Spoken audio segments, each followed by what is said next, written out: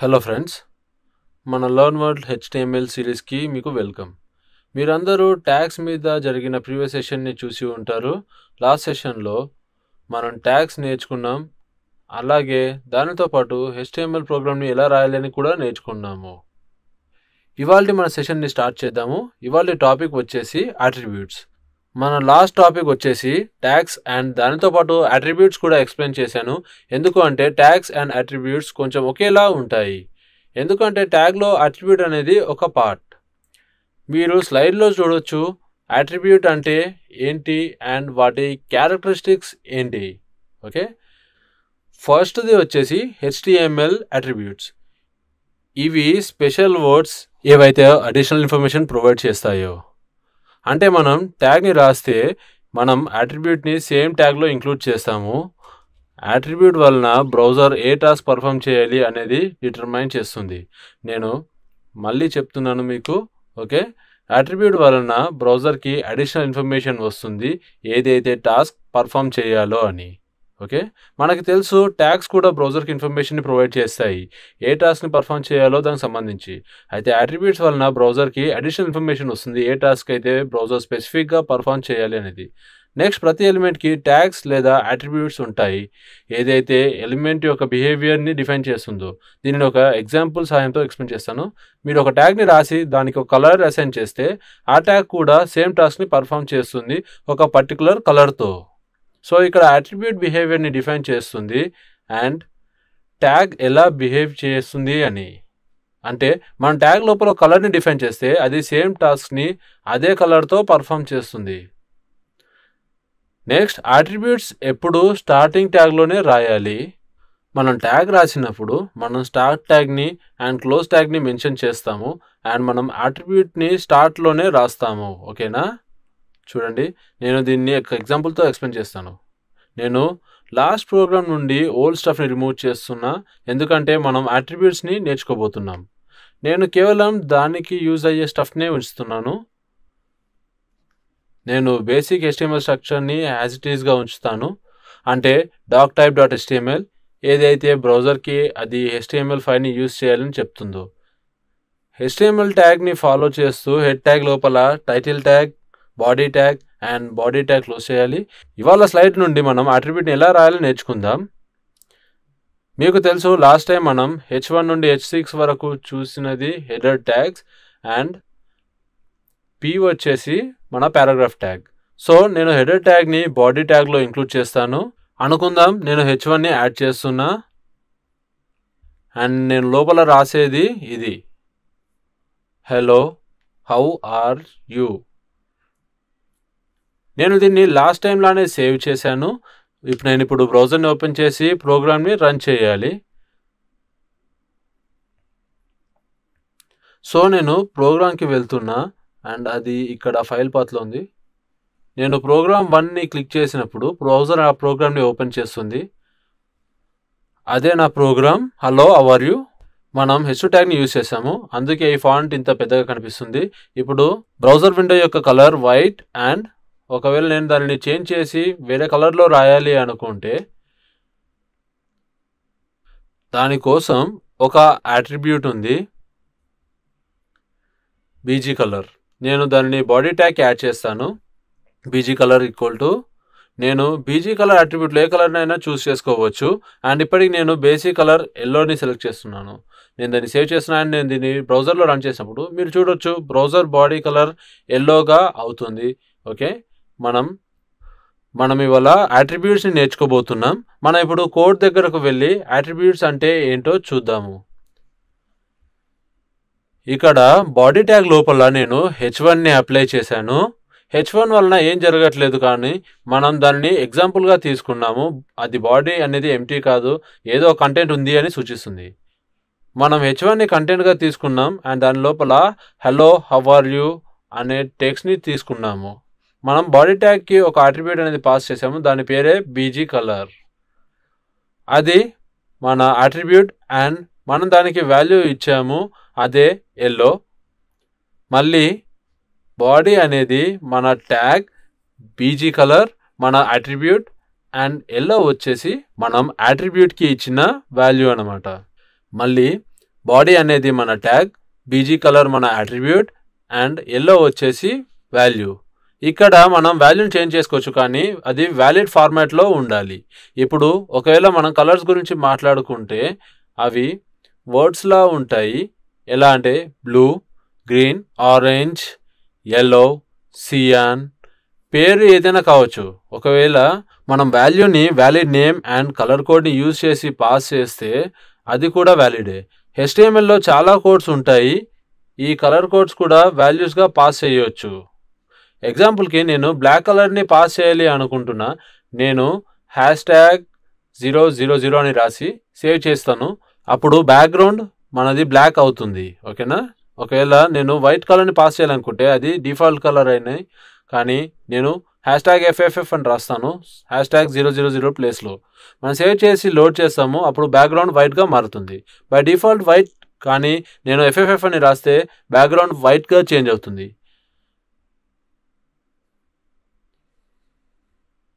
కాబట్టి colour change చేయడానికి మనం వాల్యూని పాస్ చేయొచ్చు.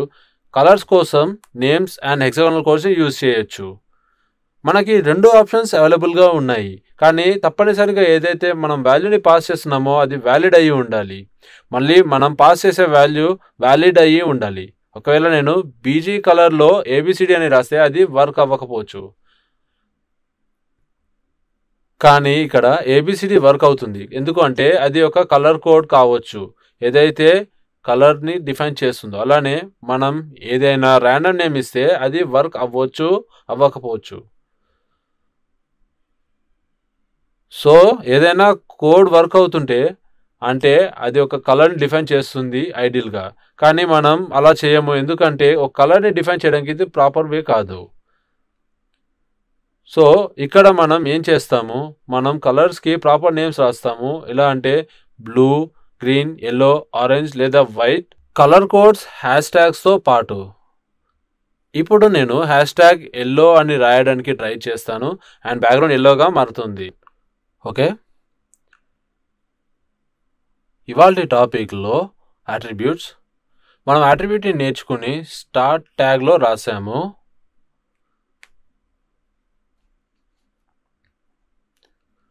నేను దీనిని రిమూవ్ చేసి ఇక్కడ యాడ్ చేస్తే అది వర్క్ అవ్వదు. మీరు ఇక్కడ చూడొచ్చు. ఎప్పుడు ఒక థంబ్ రూల్ని గుర్తుంచుకోండి. ఏంటి అంటే ఎప్పుడైతే మనం అట్రిబ్యూట్ని మెన్షన్ చేస్తామో అది స్టార్ట్ ట్యాగ్లో మాత్రమే మెన్షన్ చేయాలి, ఎండ్ ట్యాగ్లో చేయకూడదు. ఓకే,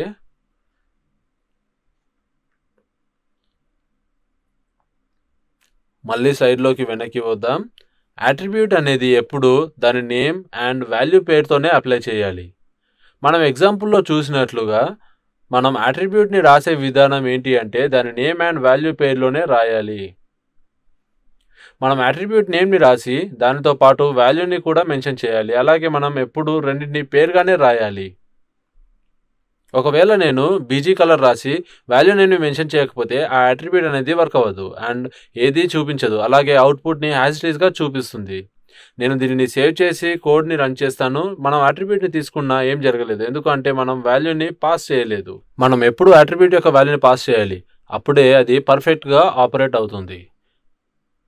నెక్స్ట్,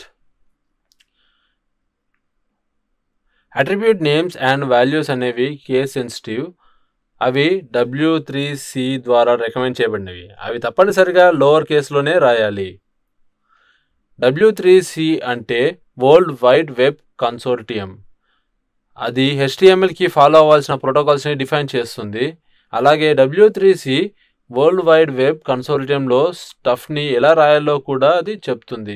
W3C ఏం చెప్పిందంటే ఎప్పుడైతే మనం అట్రిబ్యూట్ని రాస్తామో అది దాని నేమ్ అండ్ వాల్యూతో పేర్ అయి ఉండాలి. అలాగే అది కేస్ సెన్సిటివ్గా ఉండాలి అండ్ ప్రతిదీ స్పెసిఫిక్గా స్మాల్ లెటర్స్లో ఉండాలి. అట్రిబ్యూట్ యొక్క నేమ్ ఎప్పుడు స్మాల్ కానీ లోవర్ కేస్ లెటర్స్లో కానీ ఉండాలి. నేను ఏదైనా కలర్ నేమ్ రాస్తే హ్యాష్ట్యాగ్తో పాటు బీజీ కలర్ తర్వాత ఇలాగా రాస్తే అది వర్క్ అవుతుంది. ఇది థంబ్ రూల్, నేమ్ వాల్యూ పేరు కలిసి ఉండాలి అని. అలాగే అట్రిబ్యూట్స్ ఎప్పుడు లోవర్ కేసులోనే ఉండాలి. నెక్స్ట్, మీరు మల్టిపుల్ అట్రిబ్యూట్స్ని యాడ్ చేయవచ్చు ఒకే HTML ఎలిమెంట్లో, కానీ 2 అట్రిబ్యూట్స్ మధ్యన స్పేస్ ఇవ్వాలి. ఒకవేళ నేను బాడీ ట్యాగ్లో బీజీ కలర్ అట్రిబ్యూట్ని తీసుకుంటే అండ్ నేను వేరొక అట్రిబ్యూట్ని యాడ్ చేయాలి అనుకుంటే దానిని నేను ఎలా చేస్తాను? కేవలం స్పేస్ యాడ్ చేసిన తర్వాతనే నేను వేరొక అట్రిబ్యూట్ని యాడ్ చేయగలను. ఇక్కడ మనం అనుకుందాం నేను వేరొక అట్రిబ్యూట్ని యాడ్ చేయాలి అండ్ నేను స్టైల్ అట్రిబ్యూట్ని తీసుకున్నాను. స్టైల్ అనేది ఒక అట్రిబ్యూట్. మనం ఏ స్టైల్ని ఇవ్వాలి అనుకుంటున్నామో అది డిఫైన్ చేస్తుంది. అలాగే బాడీ లోపల కంటెంట్ ఎలా కనిపిస్తుందో కూడా డిఫైన్ చేస్తుంది. సో ఇక్కడ మనం బాడీలో 2 అట్రిబ్యూట్స్ని మెన్షన్ చేశాము. ఫస్ట్ది బీజీ కలర్ అండ్ సెకండ్ది స్టైల్. ఈ రెండింటిని రాయడం కోసం వాటి మధ్య స్పేస్ని యాడ్ చేశాను. ఈ విధంగా 2 అట్రిబ్యూట్స్ మధ్య కనీసం ఒక స్పేస్ అయినా ఉండాలి. ఇక్కడ నేను 2 అట్రిబ్యూట్స్ తీసుకొని వాటి మధ్య స్పేస్ని ఉంచాను అండ్ ఇలా రాసి ప్రోగ్రామ్ని రన్ చేస్తే అది ప్రాపర్గా కోడింగ్ అవుతుంది. ఈ విధంగా మనం 2 అట్రిబ్యూట్స్ని యాడ్ చేయొచ్చు. మనం కేవలం 2 అట్రిబ్యూట్స్ని యాడ్ చేయాలని ఏమీ లేదు. మనం ఒక ట్యాగ్కి చాలా అట్రిబ్యూట్స్ని యాడ్ చేయొచ్చు. ఎలా అంటే ఒక బాడీలో నేను బీజీ కలర్ అండ్ స్టైల్ తీసుకున్నట్లు అది కాకుండా నేను చాలా అట్రిబ్యూట్స్ని యాడ్ చేయొచ్చు. అట్రిబ్యూట్స్ని యాడ్ చేయడానికి లిమిటేషన్స్ ఏమీ లేవు. కానీ మనం ట్యాగ్కి అట్రిబ్యూట్ని యాడ్ చేసినప్పుడు ఆ ట్యాగ్ అనేది అట్రిబ్యూట్ని సపోర్ట్ చేయాలి. అదే నేను మీకు ఫర్దర్ సిరీస్లో అండ్ ఇలాంటి సెషన్స్లో చూపించబోతున్నాను.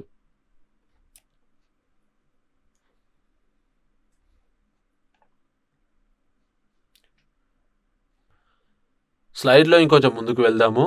సింటాక్స్ అంటే అట్రిబ్యూట్ని ఎలా రాయాలి అని. ఎలిమెంట్ యొక్క పేరుని ఫాలో అవుతూ యాంగులర్ బ్రాకెట్ని ఓపెన్ చేయండి. ఎలిమెంట్ అంటే ట్యాగ్ యొక్క పేరు. అట్రిబ్యూట్ నేమ్ అండ్ వాల్యూ కంటెంట్ని ఫాలో అయిన తర్వాత ట్యాగ్ని క్లోజ్ చేస్తాము. ఓకే, సో చెప్పినట్టుగా ఇవి మన elements attributes, second attribute and content. ఓకేనా? ఇప్పుడు మనం అట్రిబ్యూట్ని బాడీ ట్యాగ్ లోపల అప్లై చేసాము కాబట్టి బాడీ ట్యాగ్లో ఉన్న ప్రతి ఒక్కటి కంటెంట్లో సేవ్ అవుతుంది. ఒకవేళ నేను బాడీ ట్యాగ్లో h1 అని రాస్తే అది కంటెంట్, దాని తర్వాత బాడీ ట్యాగ్ అనేది క్లోజ్ అవుతుంది. సో ఇదే సింటాక్స్. ఇప్పుడు మనం అట్రిబ్యూట్స్కి కొన్ని ఎగ్జాంపుల్స్ చూద్దాము. ఫస్ట్ ఎగ్జాంపుల్ వచ్చేసి body text equals green and BG colour equals to orange. ఈ ఎగ్జాంపుల్ని రన్ చేయడానికి ట్రై చేద్దాము. మనం బాడీకి యాడ్ చేసింది ఏంటి అంటే టెక్స్ట్ ఈక్వల్స్ టు గ్రీన్, అలాగే నేను బీజీ కలర్ ఎల్లోగా తీసుకుంటున్నాను. మీరు చూడొచ్చు బ్యాక్గ్రౌండ్ అనేది ఎల్లో కలర్లో మారిపోయింది అండ్ బాడీలోని టెక్స్ట్ గ్రీన్ కలర్లో ఉంది. ఓకే, ఇప్పుడు మీరు చూడొచ్చు మనం మొత్తం 3 అట్రిబ్యూట్స్ని యాడ్ చేసాము. వాటి మధ్య స్పేసెస్ వదిలాము అండ్ అలాగే వాల్యూస్ని ఇచ్చాము. ఇక్కడ మనం వాల్యూ ఇవ్వలేదు ఎందుకంటే మనకి అది అవసరం లేదు అండ్ అది అట్రిబ్యూట్తో అవసరం లేనప్పుడు దాన్ని రిమూవ్ చేయొచ్చు. అండ్ ఇప్పటికి నేను దాన్ని రిమూవ్ చేసి సేవ్ చేస్తున్నాను. ఈ ఎగ్జాంపుల్లో మనం చూడొచ్చు మనం బ్యాక్గ్రౌండ్కి కలర్ ఇచ్చాము, అలాగే ఫాంట్కి కూడా కలర్ ఇచ్చాము.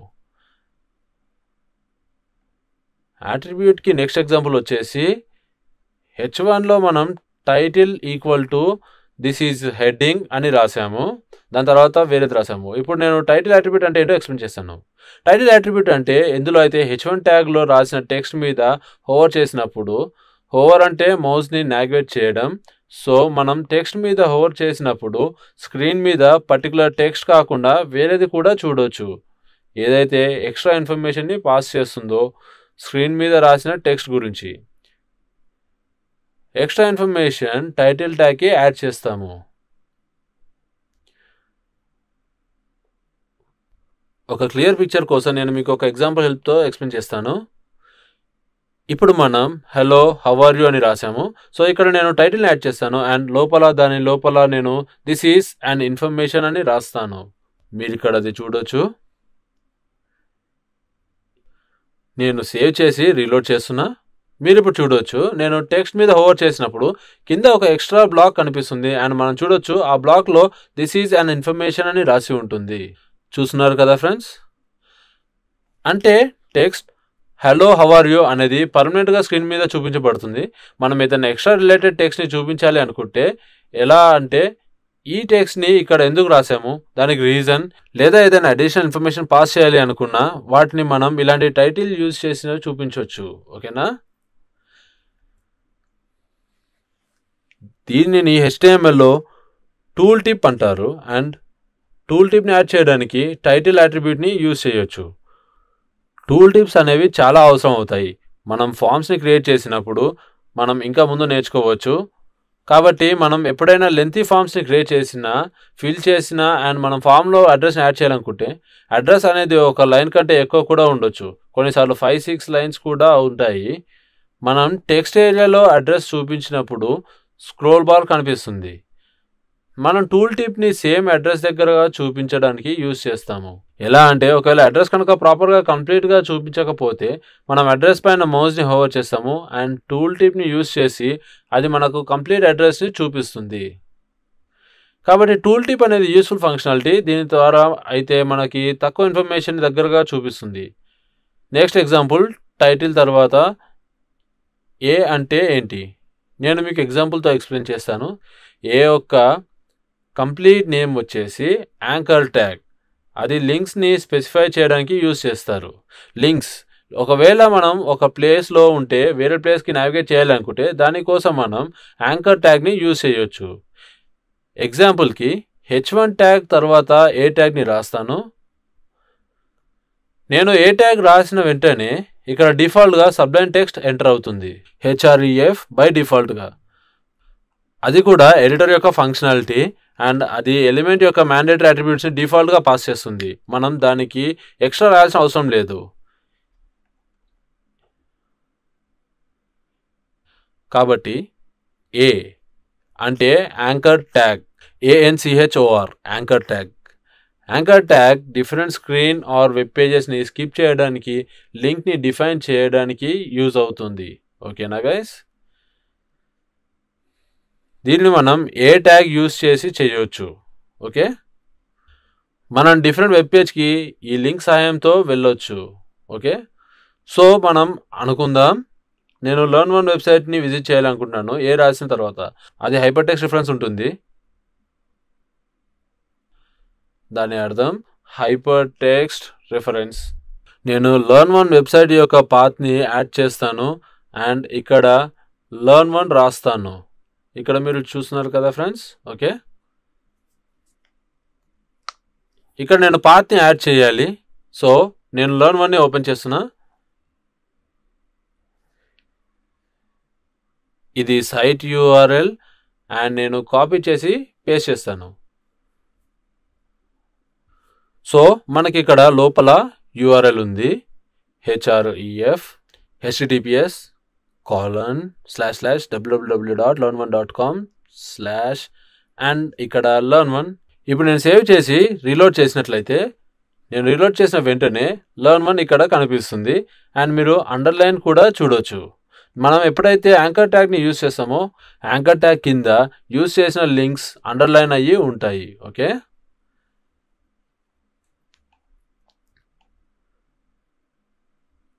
అలాగే మనం దాని మీద కర్సర్ హోవర్ చేసినప్పుడు యారో పాయింటర్కి బదులుగా హ్యాండ్ పాయింటర్ని చూపిస్తుంది. ఓకేనా? అది ఏం ఇండికేట్ చేస్తుంది అంటే స్క్రీన్ మీద కంటెంట్ యాంకర్ ట్యాగ్లో రాసి ఉంది అని. ఓకేనా గైస్, చూస్తున్నారు కదా?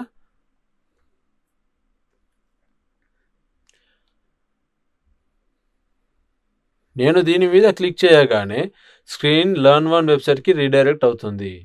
ఓకేనా?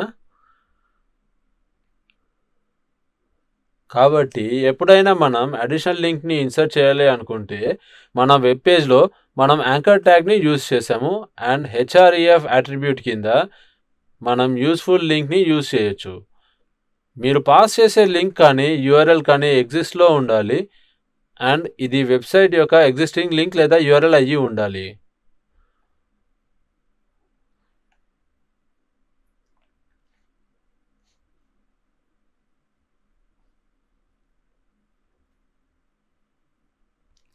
నెక్స్ట్ ఎగ్జాంపుల్ 4 వచ్చేసి ఇమేజ్ ట్యాగ్.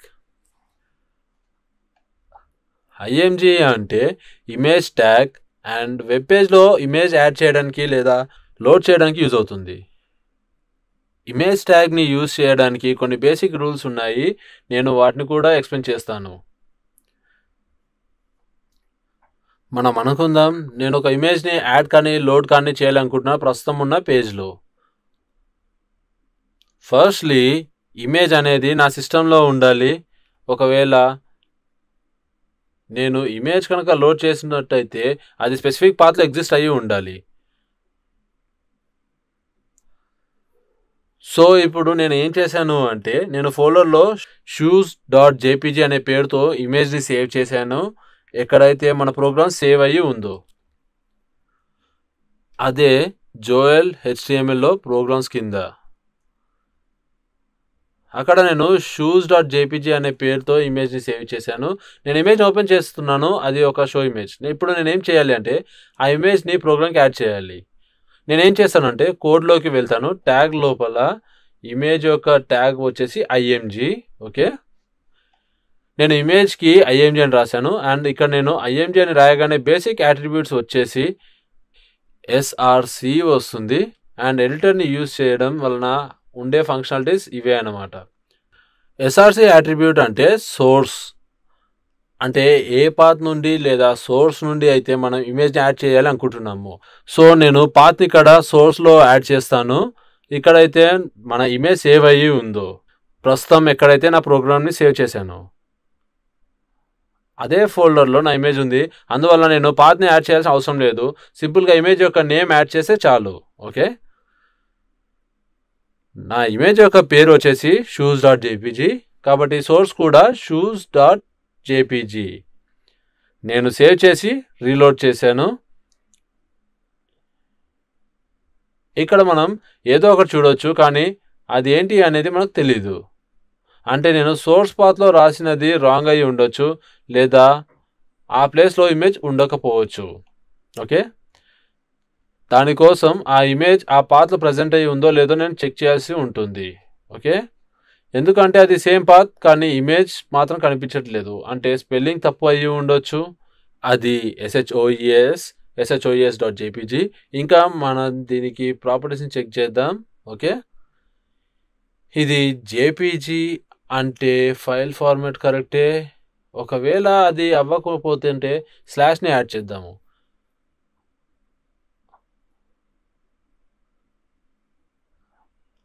అది ఇంకా వర్క్ అవ్వట్లేదు.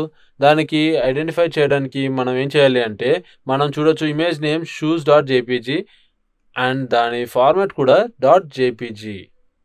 కాబట్టి ఇక్కడ నేను ఇమేజ్ పేరు shoes.jpg అని రాశాను. అప్పుడు నేను కోడ్స్లో shoes.jpg అని రాయాలి. ఇక్కడ ఏం జరుగుతుంది అంటే ఈ పార్ట్ వచ్చేసి ఇమేజ్ యొక్క నేమ్ అండ్ అది ఫార్మాట్. ఓకేనా, నేను దీన్ని సేవ్ చేసి రీలోడ్ చేస్తున్నాను, ఇమేజ్ డిస్ప్లే అవుతుంది. కానీ ఈ టెక్నిక్ రాంగ్. సో మనం ఇమేజ్ పేరులో నుండి అడిషనల్ ఎక్స్టెన్షన్ .jpgని రిమూవ్ చేద్దాం. ఓకేనా, నేమ్ని ఫార్మాట్తో రాయడం మంచి పద్ధతి కాదు, ఎందుకంటే అది ఇష్యూస్ని క్రియేట్ చేస్తుంది. అందుకే నేను ఇమేజ్కి షూస్ అని నేమ్ ఇచ్చాను అండ్ టైప్ వచ్చేసి .jpg. సో అదే మనం కోడ్లో రాస్తాము. shoes.jpg నుండి నేను ఒక jpgని రిమూవ్ చేస్తాను. అప్పుడు ఇది పేరు అండ్ ఇది ఎక్స్టెన్షన్. ఇప్పుడు రీలోడ్ చేద్దాము, ఇది వర్క్ అవుతుంది. నేను F5 ప్రెస్ చేసి స్క్రీన్ని రీలోడ్ చేస్తుంటే, అంటే మనం ఇమేజ్ని ఎప్పుడైనా అప్లోడ్ చేస్తుంటే మనం రెండు థింగ్స్ని చూసుకోవాలి.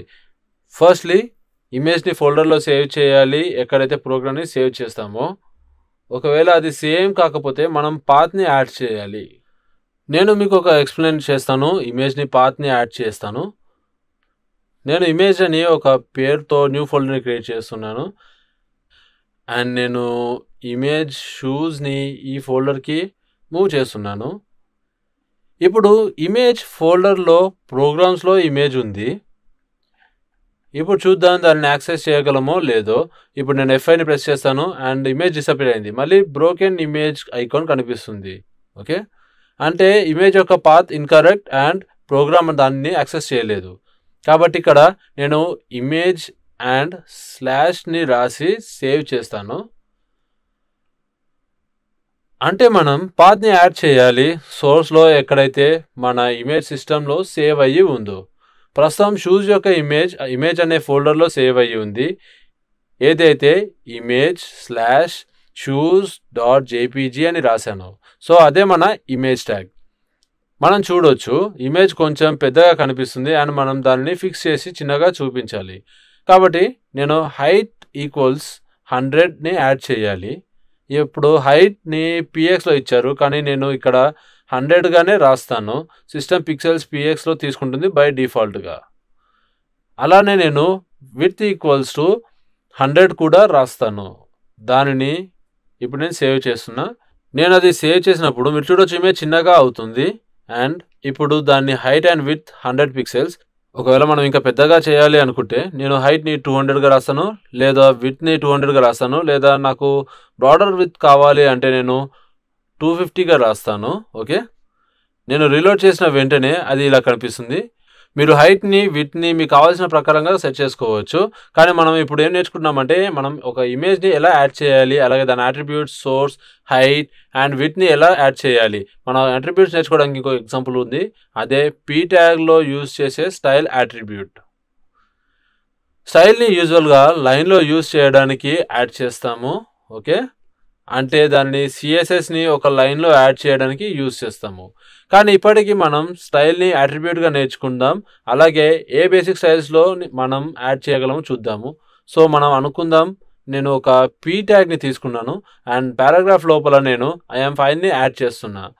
అంటే మనం పైన హౌ ఆర్ యూ యాడ్ చేసినట్లుగా. ఇప్పుడు నేను దీన్ని రన్ చేసినప్పుడు ఐఎమ్ ఫైన్ అనేది గ్రీన్ కలర్లో కనిపిస్తుంది. గ్రీన్ కలర్ రావడానికి రీజన్ ఏంటి అంటే బాడీ ట్యాగ్ లోపల మనం గ్రీన్ కలర్ ఇచ్చాము. అంటే బాడీ ట్యాగ్లో ఉన్న అన్ని కంటెంట్ గ్రీన్ కలర్లో డిస్ప్లే అవుతుంది. ఓకేనా, ఇప్పుడు ఇక్కడ ఒక ఇష్యూ ఉంది. ఇక్కడ ఉన్న లింక్ గ్రీన్ కలర్లో చూపించట్లేదు. ఎందుకు అంటే లింక్ అనేది బాడీ ట్యాగ్లో ట్యాగ్ కింద ఉంది. ఓకేనా, ఏ ట్యాగ్కి కొన్ని ప్రాపర్టీస్ ఉన్నాయి. ఒకటి వచ్చేసి ట్యాగ్ యొక్క కలర్ బై డిఫాల్ట్గా బ్లూ ఉంటుంది.